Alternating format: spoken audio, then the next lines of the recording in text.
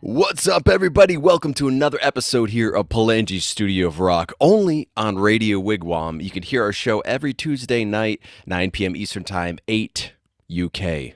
What's going on? Today we have Audrey and Draven. I'm very curious if you were named after Eric Draven from The Crow. Just, Uh, you know. yeah, I actually am.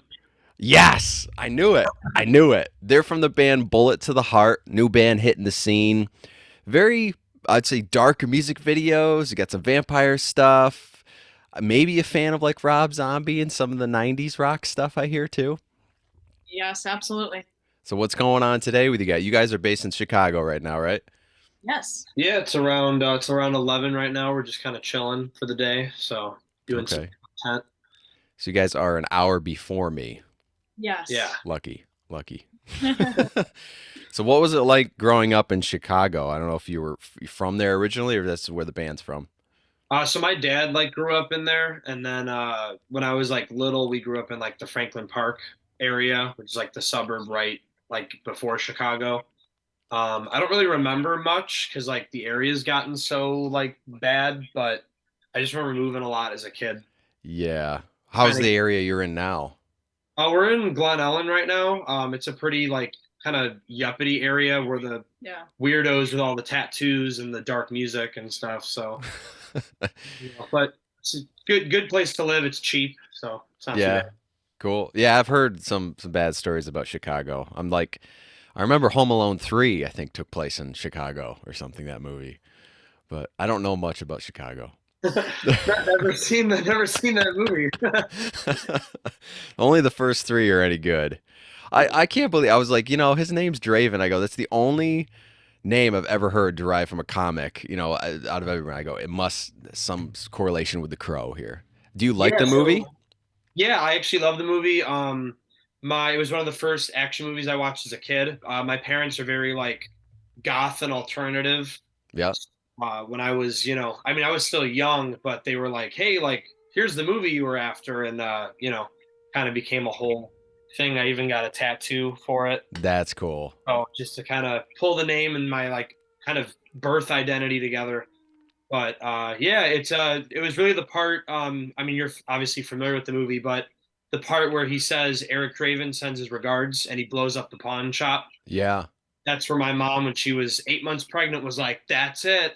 And my dad's like, "Eric? Like your brother's name is Eric." She's like, "No, Draven." And my dad's like, "Draven?" He goes, "Oh yeah." And they just kind of got obsessed with it. And I was their firstborn, so why not? So you could say Eric Draven walked in the building. Both of them. That's cool. Well, I know for me, that's the movie that made me want to play guitar because I was like, what is that on the rooftop that he's Yeah, playing? that's And awesome. and I was just like, and the music. Did the music for you guys have any influence for you in that movie?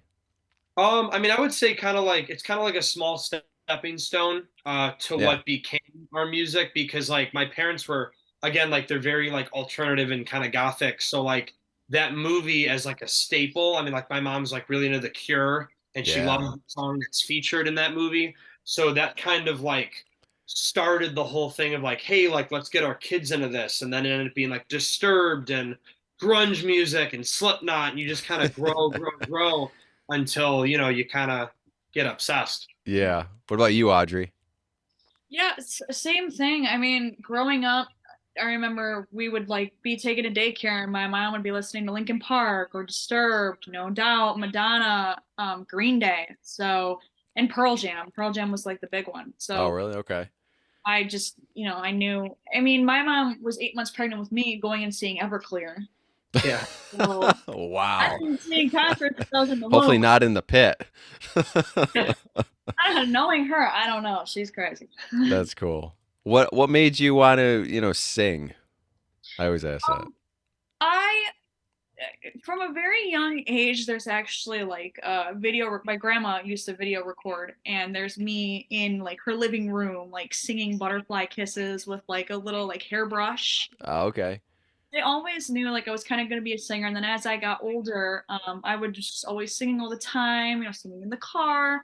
I'd be on the back of my grandfather's motorcycle, and I'd be like making up melodies, and I didn't know he could hear me, so he'd always hear me like sing while I was like riding with him.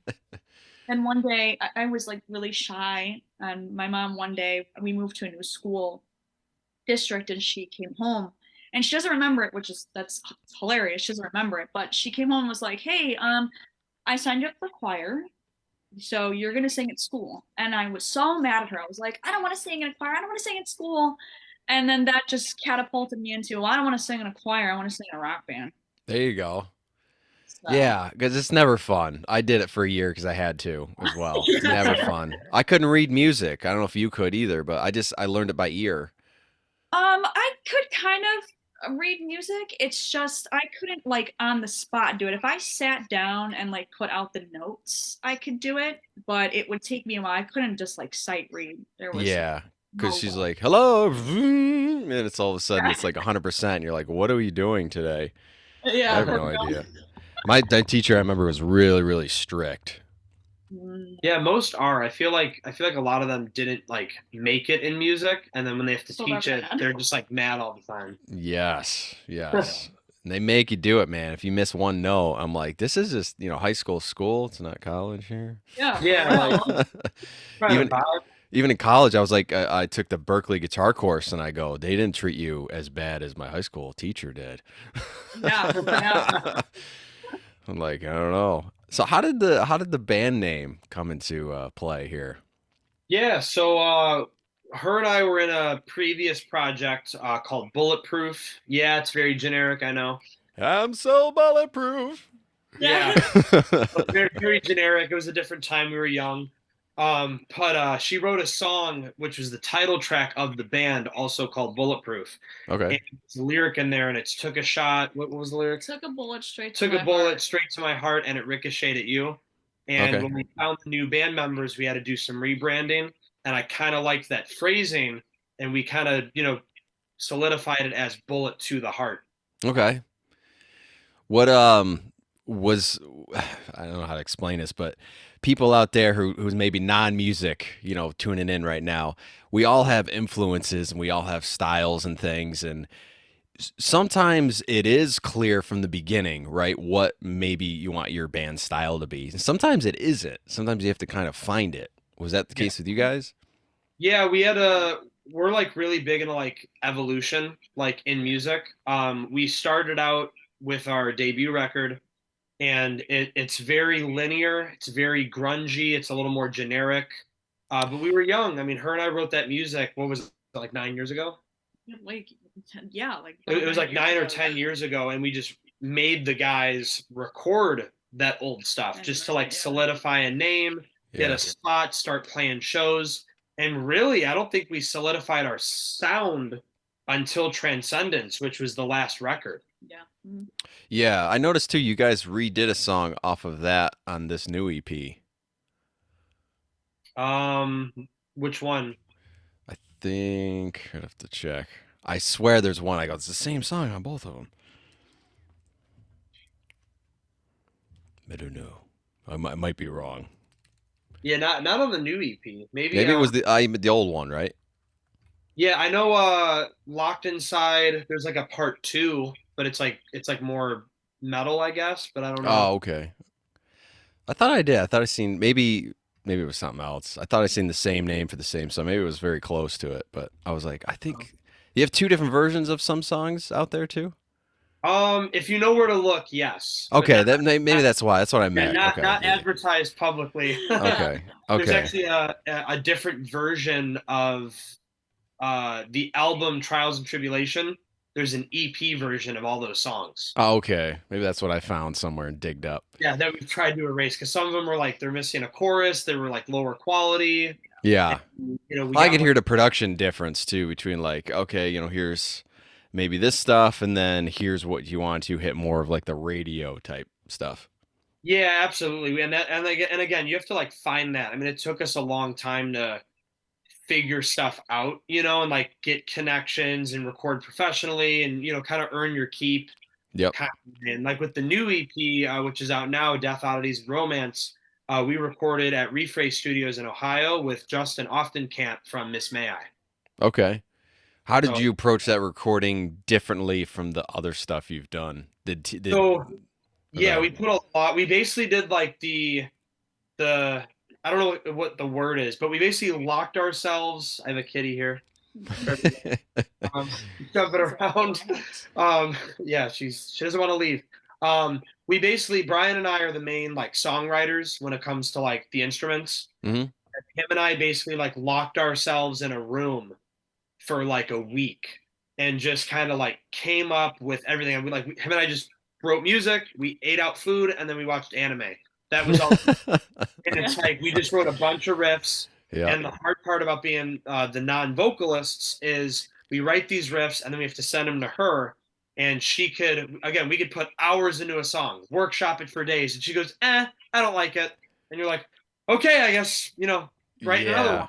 Can So this with whole this section one, be changed over here? That'd be Yeah. great. That'd be great. Pretty Thanks. much. yeah. So with this one, with the approach, we buckled down and did that. But we also, because it was Justin, we wanted to write really heavy music, and Yeah, I we was gonna say this is really guitar driven heavy too. yeah. And not in the sense of like, Metallica or, like thrash metal, but in a different way. Yeah, and see that's the weird part. So we wrote like Black Widow, which is like a heavy, heavy song, Hmm. and then we started writing stuff like Graveyard, and it kind of changed the theme of the EP. We were going to do like 5 really heavy tracks, ended up being a more like thematic, more storytelling type of EP, but with the 7-string guitars. Yeah, because if you guys, anyone out there, if you go to their YouTube, your music videos are very visual.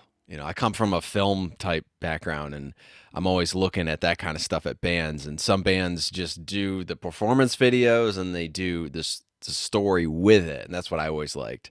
With you guys, it's dark, and I think you're all vampires in the Yeah. newest one. Yeah, Yeah. even the No, drummer I had appreciate teeth. that. Yeah. Yeah. She Yeah. had teeth, too. Yeah. But yeah, see the stamp of approval then, so I appreciate that. But yeah, I love I'm kind of like besides music, I also love film and cinema. Okay.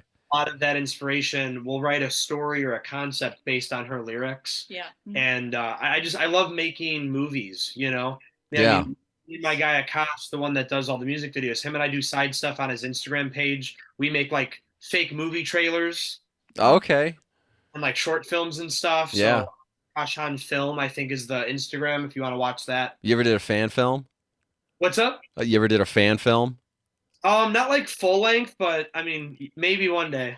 Okay. That's what I do too. I've done that for like since YouTube started in like 2005 or something like that.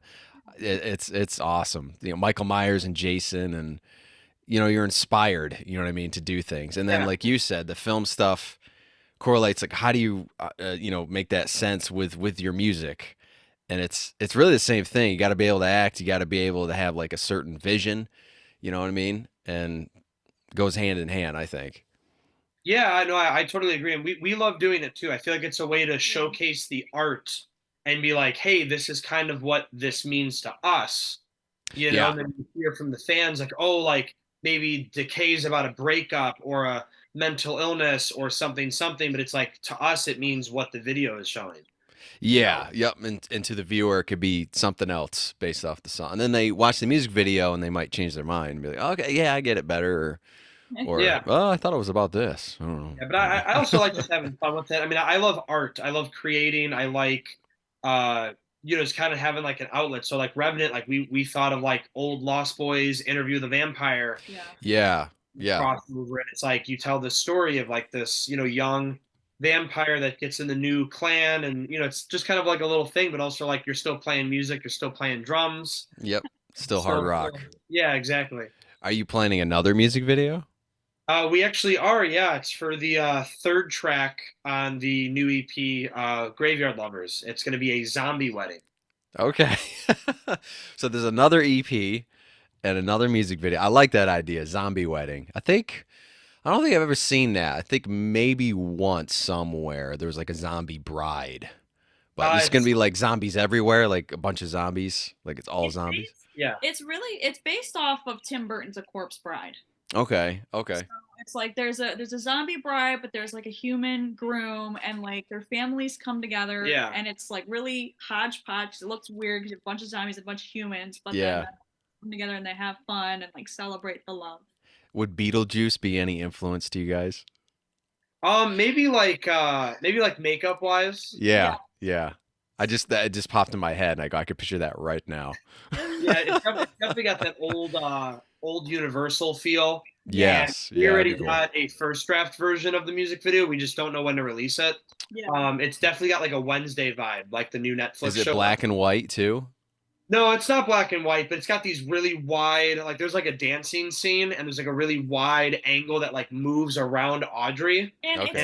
it's got that Yeah. like 90s VHS cheesy wedding Yeah. vibe. Okay. Okay. There was like Yeah. some family friend photographer was like shooting the dancing scene and gave it to the bride and the groom and was like, here you go, remembering. Yeah, it looks like old like wedding found footage. Yeah. Yeah, that's cool. I like that. Is it weird for you guys to say, "Oh, yeah, we have a new EP out," because all every artist are like, "Yeah, we got a new EP out. We're pushing in that, and we're doing this, and we're playing these shows," and you're like, "Well, really, it's old to me because we have another one ready, and the music video's already done." You know what I mean? Yeah, no, it's yeah, I mean we've been holding on to Death Oddities and Romance, the one that just Oh, wow. came out since 2021. Yeah. Oh, wow. But Okay. because of COVID and the So that was tail a end of COVID COVID, baby. yeah, yeah, Yes. definitely. We put a lot of time and effort into that. And it's like it's finally out now and it's getting great reviews, getting a great response. Spotify is like the traffic's up like a ton.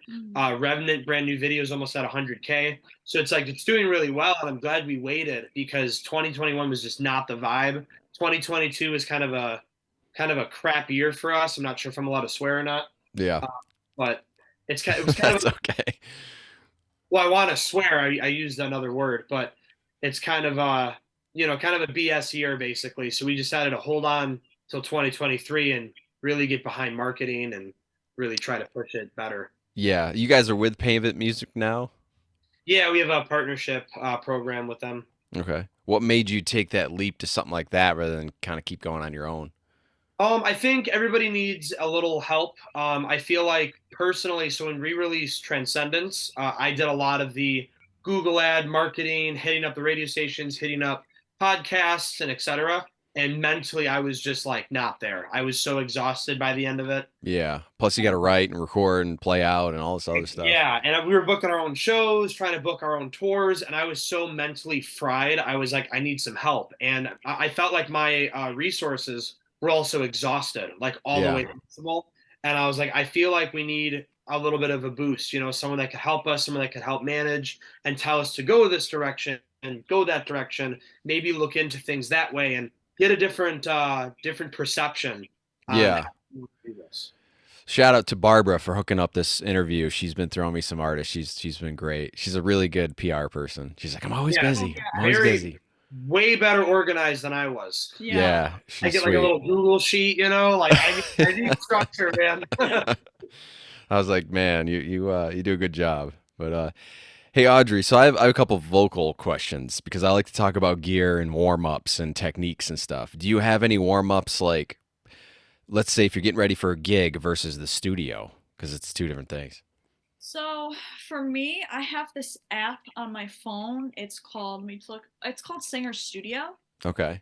And you some of them, yeah, you have to you can pay for it, but the ones that I use, it's very for me it's the same. I do like a set of warm-ups, and it's more ones that I did kind of when I was like in choir, or like what my vocal coach in college did. Hmm. So kind of like doing like the maws and the oohs and Bumblebee one I like. yeah, the bumblebee, or I like do laws, and I try to like warm up not only like the back of my throat, because I'm very used to having like a very warm, rich sound, but also warming up the front, kind of having the little nasally sound, Hmm. at higher notes. But my vocal, I usually do 3 vocal warm-ups. It takes me about 20 minutes before the studio or the stage, and it's like, yeah, it's like very based off like choir. Yeah. Okay. Okay. A little more traditionalist in a way. Yep. Rather than all these, I do some weird things too. Uh, there's some. Speaking of motorcycles, Yeah. you ever do that warm up where it's like that? Yes. Yeah, and they talk about ease too. I know the vocal coach I have, she goes, ease are made to design basically flatten your tongue. You know what I mean? And it goes to the roof, the back of your mouth here, and it's supposed to kind of like just relax everything. And then I don't know if you Yeah. ever do the pressure point underneath here. It's kind of a pressure thing. You go like, and it's supposed to relax your tongue. It does kind of work because I don't know if you ever sang so much that you actually kind of strain this right here. Yeah, Mhm. that hurts. You ever had it like tense up like a Charlie horse? No, luckily I have wow. not. I had That a sounds couple terrible. times. Couple times. I used to do those 4-hour gigs where you play like those, the bars and restaurants and stuff, and I did too many of them, and every once in a while it'll just seize up like that, and you're like, ah. But I'm always interested now. Diet wise, some people it's like, oh, I eat anything, man. Is it certain things that you stay away from? So he looks at me. I stay away from it. So He's like, I can just eat whatever I want. Yeah, I'm the drummer. I'm sitting down, bro. I mean, as like especially like moving out and of my parents' house and now going on tours, definitely try to stay away from a lot of fast food because it's just greasy and absolutely disgusting. And Yeah. I swear I had an appendectomy last year. I swear it was because of Burger King chicken fries. Oh wow. I'm like, I'm done with that. And as I get older, my body's kind of changing. So I'm like, ooh, I really need to stay away from that type of stuff. And then he doesn't like me to consume any dairy. So I've been staying away from that. Only the day of the show. Yeah, but Yeah. I've been generally staying away from it lately. Yeah, but I mean, day of the show, I noticed like a performance where you stay away from it, you're a little more cleaner Yeah. vocally. Yeah. And then I've Yep. been really staying away from like pop as well. And Yeah, no soda. he cooks most of the time. So There you go. he cooks very like healthy stuff like pork, chicken, steak, It's like chicken and rice and vegetables and stir fries and Yep. Yeah, it's important after a performance to get the protein because that's the only thing that rebuilds vocals. Nothing else Absolutely. does. Well, this is my That's your protein guy right there. this The is chef. my diet coach. Yeah, Oh, he diet coach. There you go. tells me what I can and can't eat, and then I tell him no, and then he goes, "Oh well." We have the health supervisor here today. Yes. He's eating. He's on the drum set eating. Oh, I made all this food, man. I can eat all day, man. My metabolism, I'll just eat all day. Yeah, I mean, drumming wise, you go through a lot of calories, especially if you're practicing a lot. Yeah. Yeah, That's for I sure. try to practice on my own at least 3 times a week, and then the band practices twice a week. Yep. We've been having consistent shows all year, so we're just playing all the time. Yeah. What kind of drum gear do you have? So I am endorsed by SJC Drums. Yep, I know them. So I have a custom. It's a blue Jolly Rancher kit, Okay. which is the same color as my car. Oh yeah. All And matches. then I have what's up? I go, it's all matches, it's fine. Yeah, I like the color, man. Like that deep blue Jolly Rancher kind of color. Yeah, yeah. But it's like a dark color. So I'm really into that. And then I have I bought a kit off of Josh Manuel from the band Issues. He was selling a kit and they wanted to keep it in the SJC family, so I got first dibs on it and I bought it. And I'm very thankful to get that. Nice. But it's a wine red and a gold kit. Oh, that'd be cool. That'd be cool. Yeah. Red's always good. Yeah, so red is the one that drum set is actually the one in Revenant. Okay, that's what I thought because I was like, I think that matched the music video. Yeah, Yep. the blue one. I didn't see any blue in that one. I was like, No, blue is in like Fallen Away and like some of the older videos. That's the kit I usually tour with, but this year I'm bringing out the red kit because I finally got it retuned and yeah. polished up and stuff. And then I'm also endorsed by TRX Cymbals. So shout out to them. They're like I grew up watching Cobus as a kid. Cobus Yep. the drummer. And he always had TRX, and I just love their sound. Very crispy, very airy, very bright. So I'm with them, and then I have custom XL drumsticks with the band's logo and my signature on it. Okay. What about kick drum stuff? Kick pedal. Kick pedal, I use DW 9000s. Okay. I feel like everybody uses those. I was like, no, man, you got to get the 9,000, not the 6,000, the 9,000. Well, when I first started playing drums, I had the 3000. Yeah. I think I had the 5. Is when there were 5 at some point? 5 Yeah, or the 5 were 6, like yeah. the red pedals. Yeah. They were nice I looking. never had those. I went 3 to 9 because like I needed an upgrade. I was going too fast for the 3. Oh, geez. Cranking speed metal there. Yeah, I used to play in a metalcore band before I met her, so I was playing metalcore all the time. No, he likes to say before. No, he was in It a was band before with Bullet. me. It was before Bullet. No, we were in Bulletproof, and then you joined that project, and then you came back. So don't try to. He tries to act like no.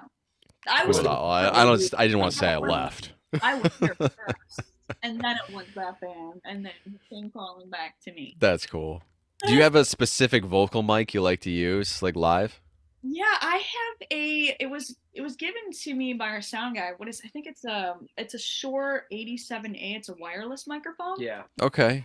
I use a Shure wireless. He's gonna give me that was an older one. He's gonna give me an updated one that he has just lying around that he doesn't need to use. So luckily, I have people with resources, so I don't have to buy it because they're expensive. Yeah, we don't like to share mics, so she has her own. We set up her own mic every day. Yeah. Yeah, yeah. You try to explain that to sound guys, and sometimes they're like, For real. Well, they dude, don't like it, and we're like, we're not singing and spitting in somebody else's Yeah, microphone. especially after COVID, everyone's a lot more understanding of like, oh, she has her own microphone. Well, It's like, well, not only that, it's like that microphone fits your voice. Absolutely.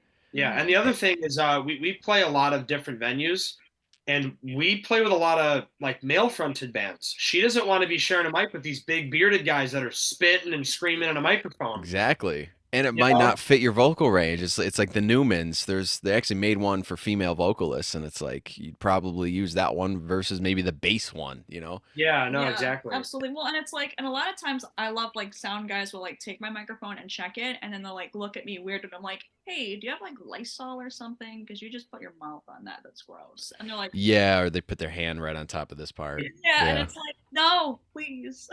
Yeah, yeah, that's true. I use SE, the Miles Kennedy mic.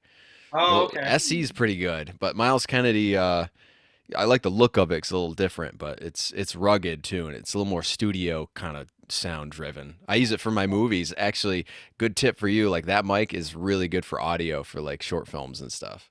Oh, And okay. it's not expensive at all, but it's really good. Nice. Good to know. There's all different sorts of mics. So you can go crazy, and not necessarily the most expensive stuff is the best either, depending on your voice. Yeah, recording wise, we have an SM7B. Okay, yeah, a lot of people use that too. Yeah. Yeah, we use. Do you that hold it like a Metallica, and you're like, ah? No, she's got it set up on a thing. We do a lot of stuff on Patreon. Okay. We do a cover every month for our Patreon members. Yeah. And we do like a bunch of like vlog and like studio content, and that's what the SM7B is for. Okay. Okay. Have you used anything else that you liked, studio wise? Brian would know more than me. We use some old microphones from like the 80s. Yeah, that his dad had lying around. That his dad had lying around that we used for Locked Inside, which is our very, very first song ever. Okay. Released. Oh, We yeah. use it for that. But it's like a rectangle. It's like a big rectangle. Yeah, but he's got something set up down there. I don't know what it is. That's I don't know either.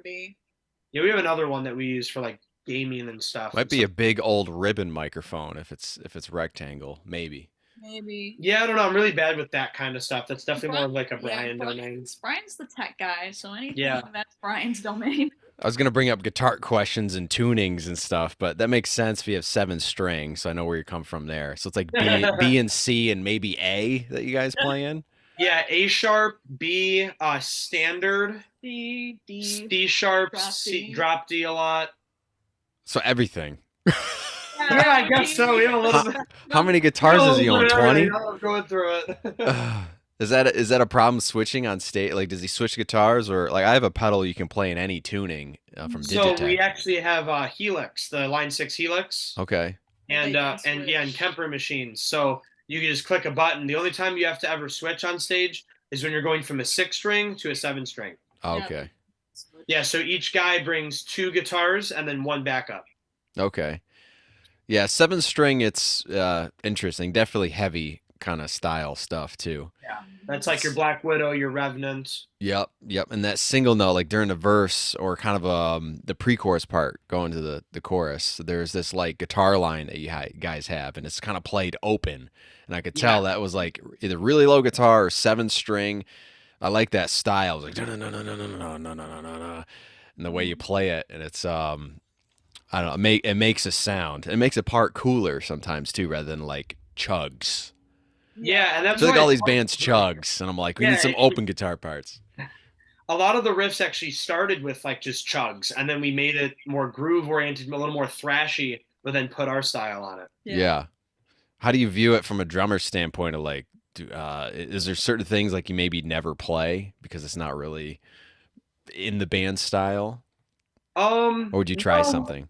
yeah, we kind of try stuff. I mean, it's definitely a little more toned down from what my ability is. But then you have songs like Black Widow with like the double breakdown and the heavy bass drum. Yep. That's the kind of stuff I'm used to playing all the time. So we kind of sneak it into a couple songs here and there. Okay. Tastefully. It's always good. Yeah, yeah. A lot of our album tracks actually have heavier drums on them. Like if you listen to like Unbound, Yeah. um, third album, like check out some of the not favorite, not single music. That's where you get like a heavy breakdown and like a lot of foot pedal. Okay. What's Death by the Sea? What's that about? So when Brian gave that to me, I was like, this kind of sounds like I'm on a like pirate ship and we're rocking back and Yeah, forth. I was like, a little shanty. yeah, I want to make this. So I was like, instead of just like writing about being a pirate, I was like, I'm gonna write it about a siren, like luring a pirate into the water. So it's about some sirens luring lonely pirates to their death. That would be a cool music video. Probably a little expensive though. Very expensive. So, We have, You could do a mermaid coming out of the lake or something. dude, I had so many ideas about that. Was actually one of the video ideas that we were gonna do, and when we budgeted out, it's so out of budget, it wasn't even funny. Yeah. Because I wanted to get underwater shots. I wanted to get like a full ship or like a ship idea, a ship quarters. And we were just like, yeah, it's probably easier to tell the vampire story, you know? Yeah. So Isn't that sad? You're like, I wish we could do this. It'd be epic. And then all of a sudden you don't do it. Or it's like, it's a mermaid in a water and a guy in a fishing boat. You know what I mean? yeah, On a little exactly. canoe. I didn't want to dumb it down. And, if there's anybody listening that wants to fund the project, Yeah, let me absolutely. know. Because I want to do full on like the Aquaman movie? Yeah. You know how they did like the hair under the water? Yeah. I would love to get that, like CGI the hair and get the whole band You're underwater. talking thousands, man.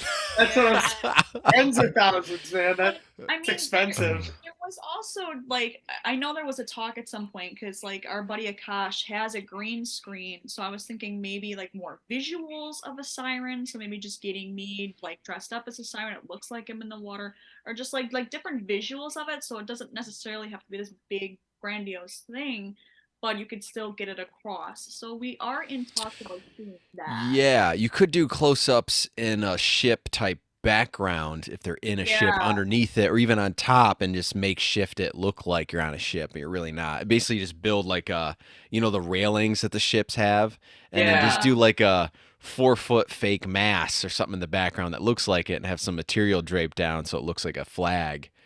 Yeah. And you're on a boat, with some netting. Yeah, and we're trying to figure that out, but Yeah. maybe you'll see it in the future. Let's see how the EP goes, continues to grow. Maybe eventually we'll make it happen. But if there's anybody out there that wants to be involved, let me know.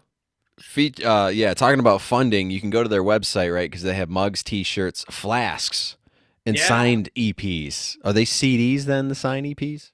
Yeah, they're Yes. CDs. How do you feel about CDs now? I think CD sales are going down versus a couple years ago. So I know statistically they're going down. Vinyl's up for some reason. I Yeah. don't know why or how. I know Brian's really into vinyl. I It's mean, we expensive still though to sell- make your own vinyl.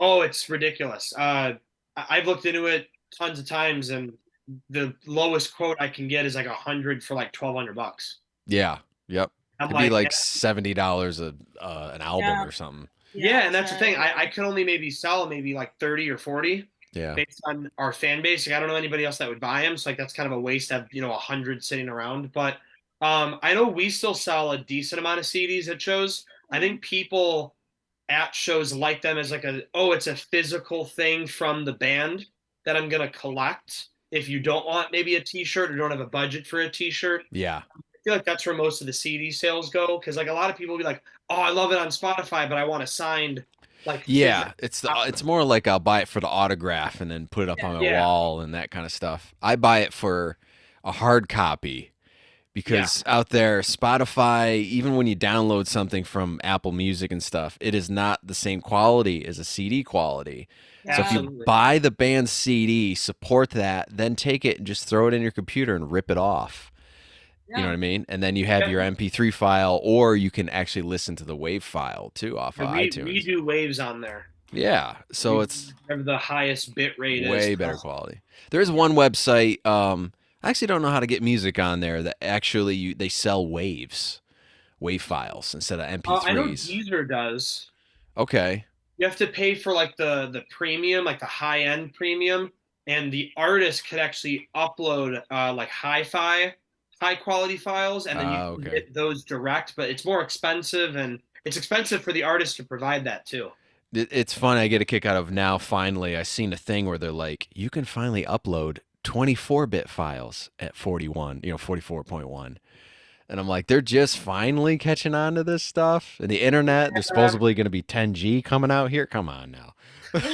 Facebook's the worst. We stopped posting music videos on Facebook because all of our videos are in 4K, and it Uh-huh. dumbed down the quality so bad where it's like scratchy, and I'm just like, it's not Yeah. even, go to our YouTube.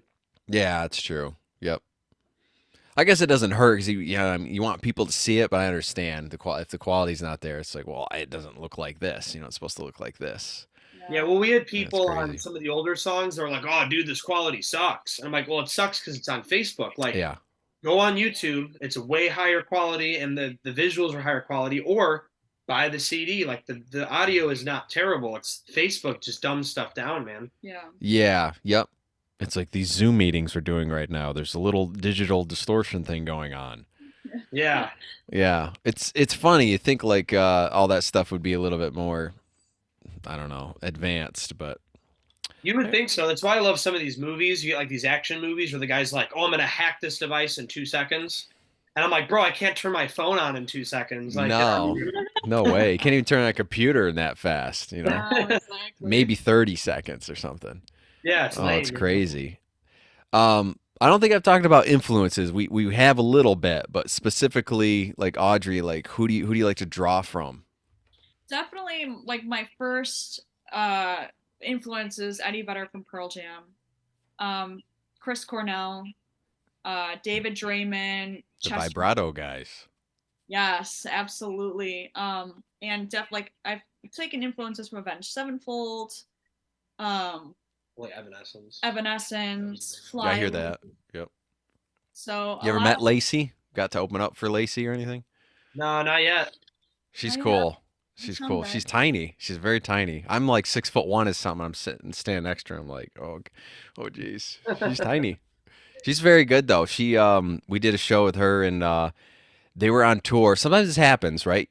Some bands are on tour, and even the headliner, they don't bring their stuff. So they're like, we don't have the truck today. Can we use your amp and your drum set? And it's like the ultimate honor. You're like, go ahead and use it.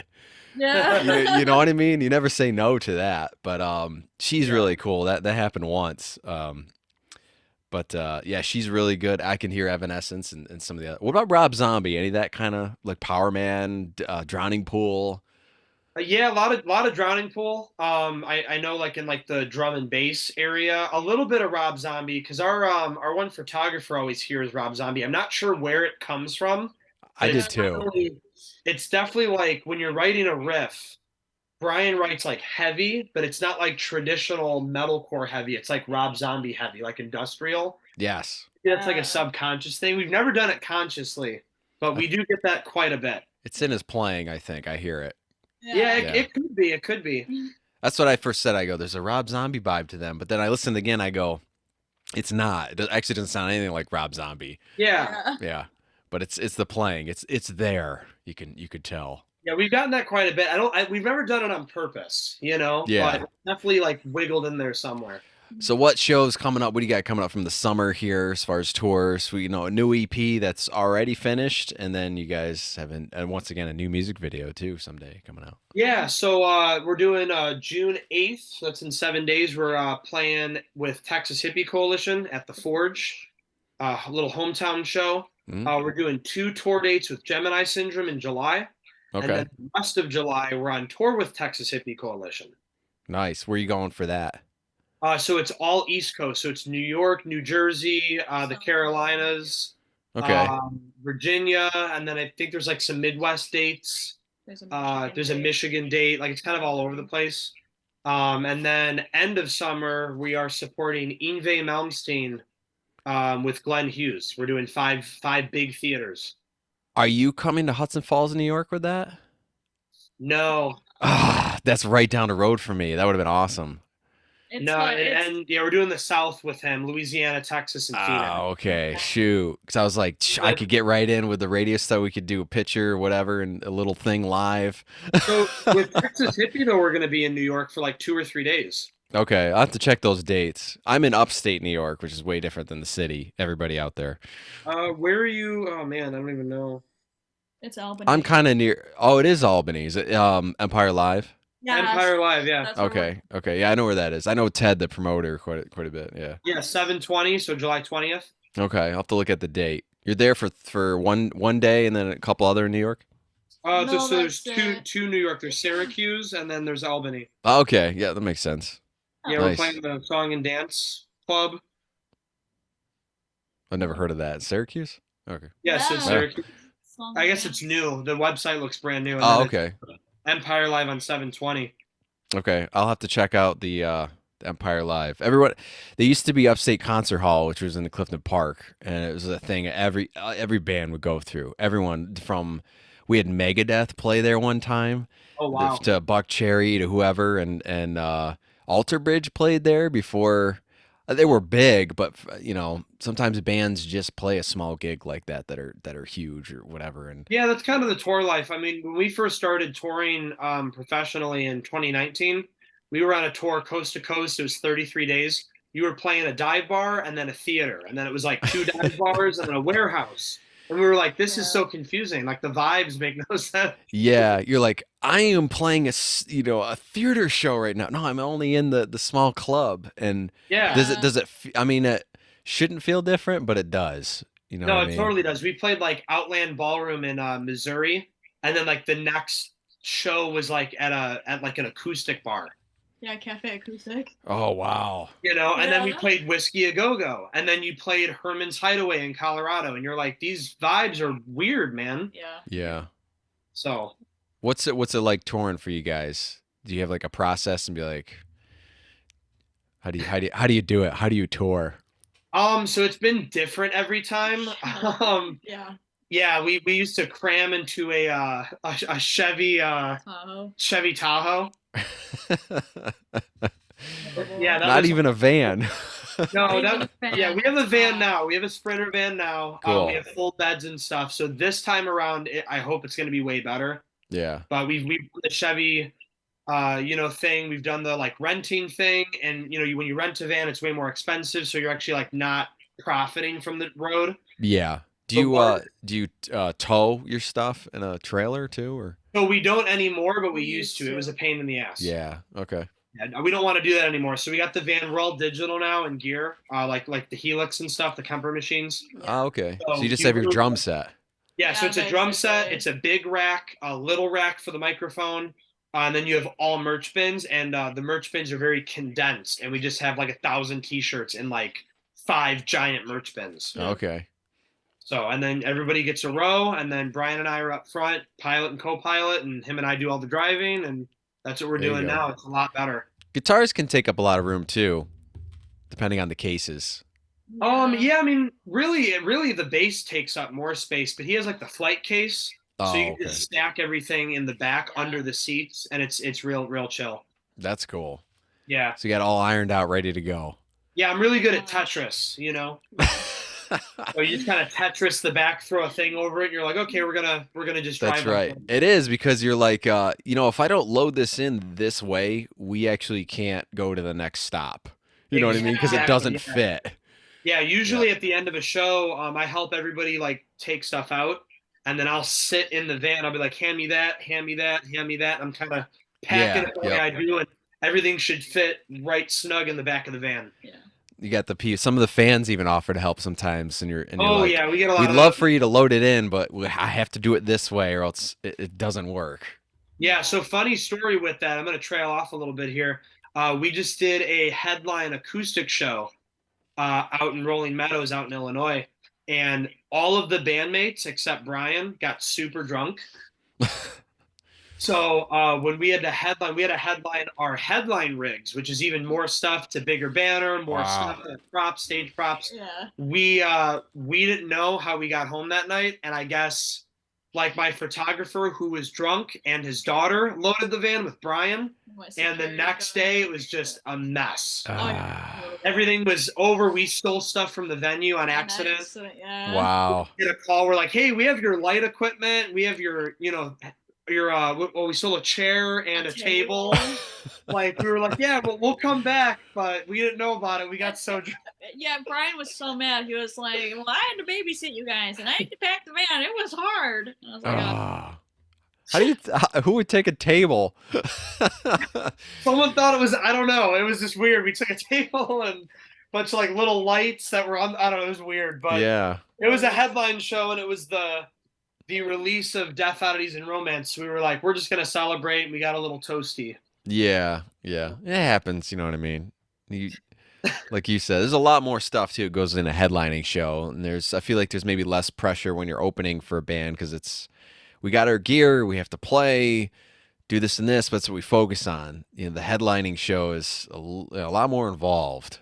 Yeah, it's a lot more involved, but I prefer it because I loved setting up at 3:00 and then you just like set the stage up all day. Oh, okay, yeah. So like, I forgot that you guys have a lot more time than 30 minutes. I hate being rushed. Being rushed, it depends on who you're touring with too. We've toured with some not so good bands where they're like throwing our gear off stage because we need help with it. And I'm like, hey man, like don't throw my stuff, Yep. You need to be off stage exactly at 30 minutes. Yeah. And that's the thing. We're shutting the sound off. Yeah, we always end our set a couple minutes early to not go over other people's stuff, and we're still getting like cussed out for it. I'm like, we're trying, man, we're trying. We don't have a lot of stuff. Like, just give us 2 minutes. Yeah, you'd think if you'd end early, they'd be okay with it. A couple minutes. Yeah, like I said, depends on the show, depends on the vibe, depends on who you're on tour with. Yep. Once again, Radio Wigwam here, Palangi Studio of Rock. This will be airing. Make sure you head over to our YouTube channel, and this will be uploaded to all the social media platforms as well. You guys will be on reruns, too, on here. And we usually air it 3 or 4 times with... I will let you know what week this airs. Yeah, I have to pick a date yet, but it'll be on a Tuesday night. It does air twice, 8 UK time, which I think is like 2 p.m. Eastern. Then it airs at 9 p.m. Eastern, so... Cool. 2 in 1 day, which is kind of cool. But we make sure we give all the artists and stuff as much airtime as possible, and then I will do reruns too, saying re-air that, so I don't have to do a new show. Yeah, because we all get busy. I'm like, I can't do it this week. You know what I mean? It's like we do playlist shows too, so you might find some of your music in some of the playlist shows in the future. Yeah, that'd be awesome. Too. Yeah, especially like when the new ones are cool. Yeah, I will. Well, this too will have at least 2 songs, one before and after the interview. So I'm still debating. I think Death by Sea is going to be in there. I'm debating on the other one. I usually do like the one that the single one everybody pushes. Yeah. Revenant. Yep, and then I'm like, let's go with something that that hits me a little bit more. Yeah, I think Revenant and Death by the Sea would work together a lot. Death by the Sea's kind of like been like the fan favorite so far. Okay. Like the non-single favorite. So I like that kind of stuff. Yeah. Yeah. I'm different. What is the best, before we go, what is the best show experience you've ever had? You want to do the usual or the recent one? Do the usual. Out of all of them. Yeah. So big moment for her and I, not only being in a relationship, but also like in our music career, was getting to headline House of Blues Chicago. Yes, that's a cool venue. Oh, yeah, we've opened for bands there a couple times. I played there with other bands, and we actually drew enough to headline a show for our second album release on a Thursday, and we brought like 400 people. Wow, on a Thursday. Yeah, on a Thursday. That's cool. So it was awesome. House of Blues too. They treat, I think, artists a lot better too, and it's like, here's your water, sir. Yeah, we had full food. She even made me this. That is cool. It's a ticket pillow. Yeah. So we have it on our couch, but that's the actual date, and it was us headlining. We had some of our friends open up for us, and everybody sold tickets, and it Yeah. was really like surreal night. You know, even our producer was a special guest that night. He played guitar in a couple songs, so that That was would be cool. Yeah.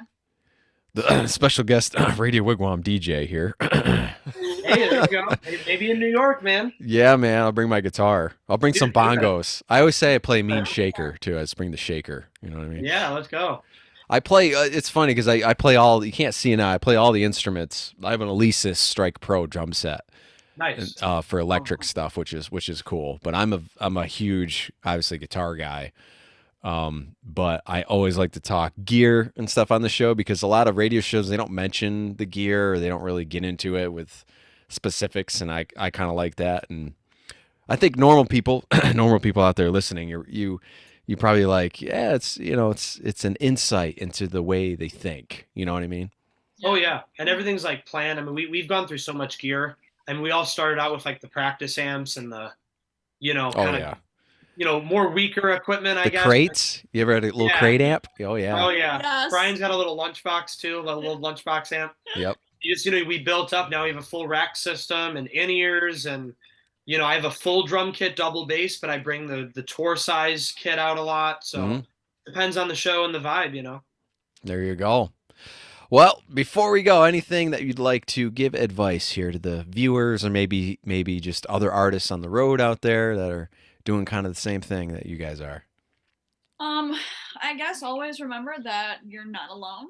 If you need help with anything, like anything at all, mentally, if you have questions about things, like we are always here to help. Reach out to us, reach out to the bands. We want to inspire people and inspire younger musicians and artists to take that leap. And even though, you may not always get a good response, you just get better as you play and you practice. And that's another thing. Practice, practice, practice. Always be practicing because you can always be better. Yeah, and try stuff. Don't be afraid to try stuff. We were afraid for a long time to try things. And once we started trying things, we're like, oh, this is better, Yeah, experiment a little bit with it. Yeah. Sounds, yeah, definitely. Practice is key. Never give up. Keep going. No matter what anybody says, listen to yourself and what you want to do because only you can push yourself. Wise advice from Audrey and Draven here, Eric Draven from The Crow. Bullet to the Heart is the band. Make sure you guys check them out on tour here this year, and make sure you go over to the website, check out the mugs, t-shirts, and the flasks. That's kind of new. I haven't seen anybody sell flasks, so we sell a lot of them, dude. that would be cool.